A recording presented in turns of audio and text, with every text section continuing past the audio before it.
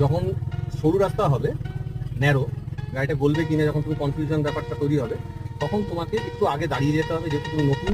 তখন তোমাকে কী করতে হবে, লেফট অ্যান্ড রাইট চোখ খেলাতে হবে। লেফট হ্যান্ড রাইট চোখটা কেন খেলাবো? আমার গাড়িটা হচ্ছে 5 ফুট চওড়া, তার আমাকে 5 ফুট চওড়া গাড়িটা গলাতে গেলে মিনিমাম 6-7 ফুট জায়গা লাগবে।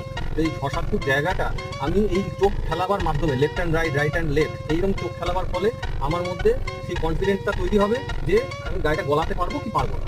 যখন তুমি কনফিডেন্ট হবে যে আমি হ্যাঁ গাড়িটা গলাতে পারবো, তখন তোমাকে রাইটে যে অবস্ট্রাকশন থাকবে তার দিকে চোখ রেখে, যেহেতু তুমি ডান দিকে বসে আছো, গাড়ি ডান দিকে বসে থাকলে তোমার ডান দিকে জানলাটা দিয়ে তুমি মাথাটা বার করতে পারবে।